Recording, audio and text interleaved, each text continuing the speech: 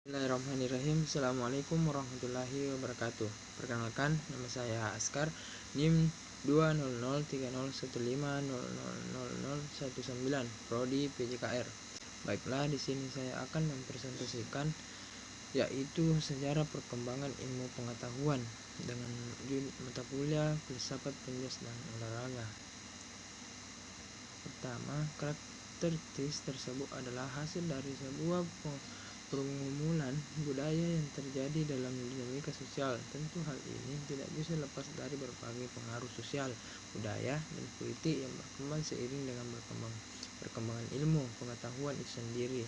Dengan demikian, perkembangan ilmu pengetahuan dapat diperiodisasikan sesuai dengan dinamika yang ada, yaitu periode Yunani kuno, periode Islam, periode Renaissance, dan modern. Selanjutnya, periode Yunani kuno. Yunani kuno adalah tempat bersejarah di mana sebuah bangsa memiliki peradaban. Oleh karenanya, Yunani kuno sangat identik dengan filsafat yang merupakan induk dari ilmu pengetahuan. Padahal filsafat dan pengertian yang sederhana sudah berkembang jauh sebelum para filosof klasik Yunani menekuni dan mengembangkannya. Filsafat di tangan mereka menjadi sesuatu yang sangat berharga bagi perkembangan ilmu pengetahuan pada generasi-generasi setelahnya. Dalam konsepsi agama, ilmu pengetahuan lahir sejak diciptakannya manusia pertama, yaitu Adam. Kemudian berkembang menjadi sebuah ilmu atau ilmu pengetahuan. Pada hakikatnya, ilmu pengetahuan lahir karena hasrat ingin tahu dalam diri manusia. Hasrat ini tahu itu timbul oleh karena tuntunan dan kebutuhan dalam kehidupan yang terus berkembang.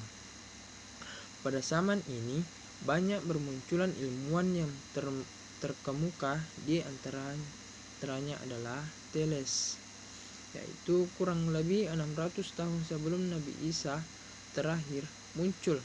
Sosok pertama dari Trinitas yaitu Thales yang mengubrak cara berpikir metodologis masyarakat Yunani dalam menjelaskan segala sesuatu. Sebagai saudara filosof, Thales amat gemar melakukan rihlah. Ia bahkan pernah melakukan lawatan ke Mesir. Thales adalah filsuf pertama sebelum masa Sokrates. Menurutnya, zat utama yang menjadi dasar segala materi adalah air. Pada masanya, ia menjadi filsuf yang mempertanyakan isi dasar alam. Selanjutnya, Pythagoras lahir di Samor atau daerah Loni, tetapi kemudian berada di Kroton, Italia Selatan. Ia adalah seorang matematikawan dan filsuf Yunani yang paling dikenal melalui teoremanya. Dikenal sebagai bapak bilangan, dan salah satu peninggalan Pythagoras yang terkenal adalah teorema Pythagoras yang menyatakan bahwa kuadrat hipotenusa dan suatu segitiga siku-siku adalah sama dengan jumlah kuadrat dari kaki-kakinya atau sisi atau siku-sikunya. Selanjutnya, Sokrates lahir di Athena dan merupakan generasi pertama dari 3 ahli filsafat besar dari Yunani, yaitu Sokrates, Plato, dan Aristoteles. Sokrates adalah yang mengajar Plato, dan Plato pada gilirannya juga mengajar Aristoteles. Sumbangsi Sokrates yang terpenting bagi pemikiran Barat adalah metode penyelidikannya yang dikenal sebagai metode Eleikos, yang banyak diterapkan untuk menguji konsep moral yang pokok. Karena itu, Sokrates dikenal sebagai bapak dan sumber etika atau filsafat moral dan juga filsafat secara umum. Selanjutnya, Plato. Ia adalah murid Sokrates dan guru dari Aristoteles. Karyanya yang paling terkenal adalah Republik atau Politik, di mana ia menguraikan garis besar pandangannya pada keadaan ideal. Selain itu, ia juga menulis tentang hukum dan banyak dialog, di mana Sokrates adalah peserta utama. Sumbangsi Plato yang terpenting tentu saja adalah ilmunya mengenai ide dunia fana. Ini tiada lain hanyalah refleksi atau banyaknya bayangan daripada dunia ideal. Di dunia ideal semuanya sangat itu. Selanjutnya, Aristoteles adalah seorang filsuf Yunani, murid dari Plato dan guru dari Alexander yang Agung. Ia memberikan kontribusi di bidang metafisika, fisika, etika, politik, ilmu kedokteran, dan ilmu alam. Di bidang ilmu alam, ia merupakan orang pertama yang mengumpulkan dan mengklasifikasikan spesial biologi secara sistematis. Selanjutnya, periode Islam, yaitu tidak terbantahkan bahwa Islam sesungguhnya adalah ajaran yang sangat cinta terhadap ilmu pengetahuan. Hal ini sudah terlihat dari pesan yang terkandung dalam Al-Quran yang diwahyukan pertama kali kepada Nabi Muhammad, yaitu surah Al-Alaq yang diawali dengan kata perintah Iqra.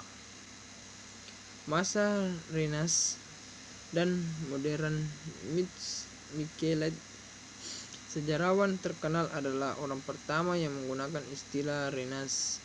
Para sejarawan biasanya menggunakan istilah ini untuk menunjuk berbagai periode kebangkitan intelektual, khususnya di Eropa, dan lebih khusus lagi di Italia sepanjang abad ke-15 dan ke-16. Agak sulit menentukan garis batas yang jelas antara abad pengesangahan zaman Renaissance dan zaman modern. Sementara orang menganggap bahwa zaman modern hanyalah perluasan dari zaman Renaissance. Terakhir, periode kontemporer. Zaman ini bermula dari abad 20 Masehi yang masih berlangsung hingga saat ini. Zaman ini ditandai dengan adanya teknologi canggih dan spesialisasi ilmu-ilmu yang semakin tajam dan mendalam.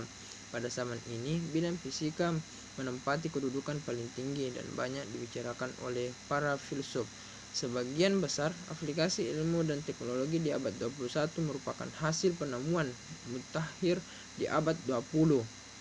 Pada zaman ini, ilmuwan yang menonjol dan banyak dibicarakan adalah fisikawan. Bidang fisika yang menjadi titik pusat perkembangan ilmu pada masa ini. Itulah yang sempat saya sampaikan. Mohon maaf apabila banyak terjadi kesalahan dalam mempresentasikan materi tersebut. Assalamualaikum warahmatullahi wabarakatuh.